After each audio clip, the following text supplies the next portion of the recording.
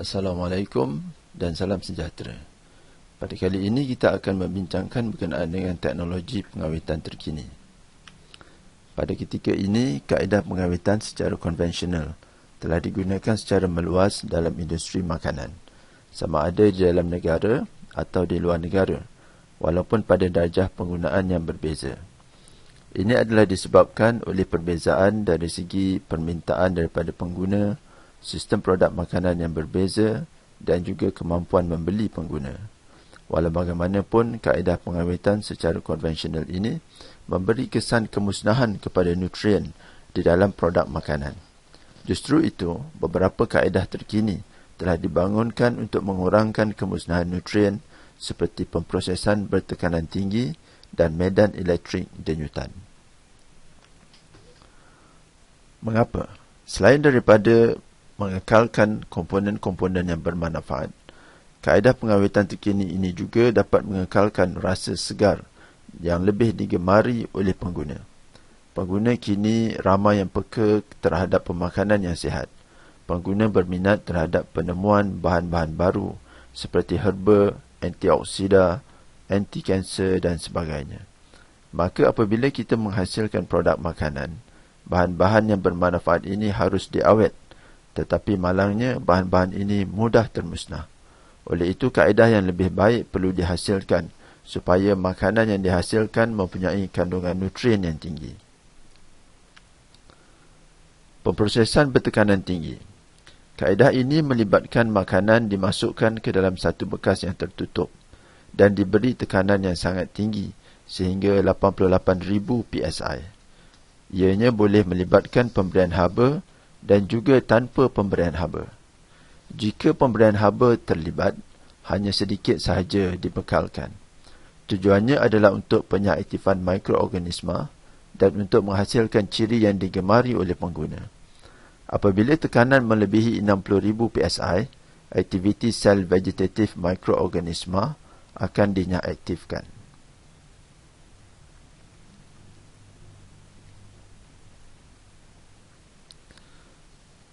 Bagaimanakah proses tekanan tinggi ini dijalankan? Ringkasnya, pemprosesan bertekanan tinggi dijalankan dengan makanan dibungkus menggunakan pembungkus boleh lentur. Kemudian dimasukkan ke dalam kebok yang berisi cecair. Fungsi cecair ini adalah untuk memberi tekanan yang sekata kepada semua permukaan produk makanan. Proses ini tidak menggunakan udara kerana udara sukar untuk menghasilkan tekanan yang sekata, lalu akan menyebabkan produk pecah. Tekanan dihasilkan menggunakan pam dan air digunakan untuk menyebarkan tekanan ini dengan sekata kepada seluruh permukaan produk makanan. Proses ini akan berlanjutan pada satu jangka masa yang tertentu bergantung kepada produk makanan. Sebagai contoh, untuk produk buah-buahan campuran, sedikit jus lemon ditambah untuk menurunkan pH, kemudian diberi tekanan tinggi. Dengan tidak menggunakan apa-apa bahan tambah dan bahan pengawet, proses ini dapat mengekalkan rasa buah-buahan yang segar. Walaupun tekanan adalah tinggi, tetapi bentuk produk tidak terjejas. Ini kerana produk terdedah kepada tekanan luar yang sekata. Tetapi produk mestilah mengandungi air.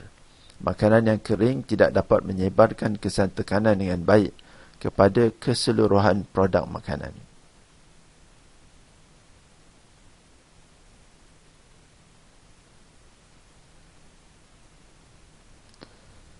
Kelebihan proses tekanan tinggi ialah ia dapat memanjangkan jangka hayat produk kerana ia berupaya merosakkan sel vegetatif mikroorganisma, mengekalkan kualiti makanan seperti mengekalkan rasa yang segar. Tekanan yang tinggi juga kurang memberi kesan negatif terhadap nutrien seperti vitamin dan bahan perisa. Proses ini juga boleh digunakan untuk produk cecair dan juga pepecal. Kelemahan proses tekanan tinggi ini ialah ia tidak mampu mengaktifkan enzim. Enzim berpotensi menghasilkan bau dan rasa yang kurang menyenangkan semasa simpanan. Justru itu kadang-kala diberi sedikit haba untuk mengaktifkan enzim sebelum diberi tekanan tinggi. Proses tekanan tinggi ini juga tidak mengaktifkan spora, tetapi hanya sel vegetatif sahaja. Maka ia hanya sesuai untuk makanan berisiko rendah, iaitu makanan dengan pH lebih daripada 4.5.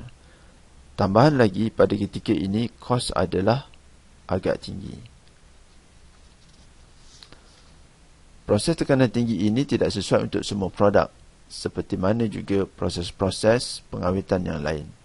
Ini adalah kerana ia memerlukan air untuk penyebaran tekanan yang sekata, dan dengan itu hanya kepada makanan berisiko rendah. Dengan itu, proses tekanan tinggi ini belum mampu menghasilkan makanan berasid rendah yang stabil pada suhu bilik. Pada ketika ini, secara komersilnya, proses tekanan tinggi ini tidak digunakan secara meluas. Ianya terhad kepada beberapa negara di Amerika Syarikat, Eropah dan juga Jepun. Begitu juga dari segi produk yang menggunakan kaedah pemprosesan ini juga masih lagi terhad. Antaranya seperti guacamole, tiram, jus buah-buahan dan juga salsa.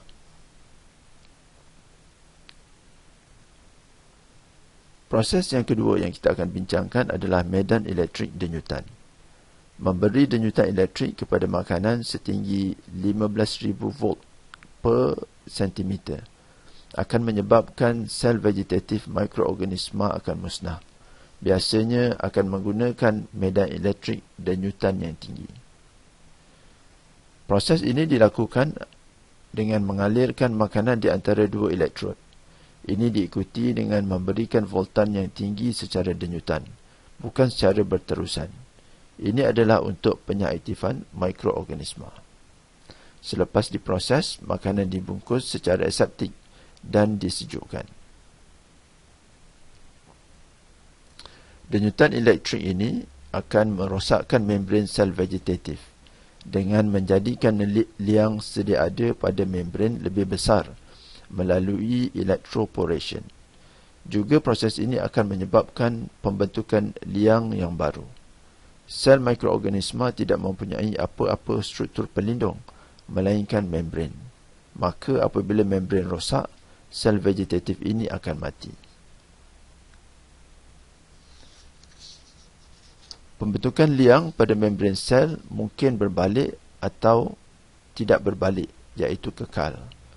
Ini bergantung kepada beberapa faktor seperti kekuatan medan elektrik, jangka masa denyutan dan juga bilangan denyutan. Bilangan liang yang lebih banyak, maka membran lebih telus kepada molekul kecil dan dengan itu akan membengkak dan pecah. Jenis makanan yang sesuai adalah makanan cecair dan separa cecair, kerana proses medan elektrik denyutan ini memerlukan pengaliran, yang mana makanan cecair adalah lebih baik berbanding pepejal. Contohnya buah-buahan, yogurt, telur dan sebagainya. Kelebihan proses medan elektrik denyutan ini adalah ianya merupakan pemprosesan tanpa haba, akan menghasilkan kualiti makanan yang lebih tinggi, di mana rasa, aroma dan rupa adalah serupa dengan produk asal, kerana tidak atau sedikit sahaja melibatkan haba. Kelemahannya pula adalah proses medan elektrik denyutan ini adalah ia tidak dapat mengaktifkan enzim. Ia juga masih bergantung kepada pelakuan haba. Proses ini juga tidak boleh mengaktifkan spora. Justru itu hanya sesuai untuk pempasturan dan bukan pensterilan. Tambahan lagi, pada ketika ini, kosnya masih lagi tinggi kerana ia belum digunakan secara meluas. Sekian, terima kasih.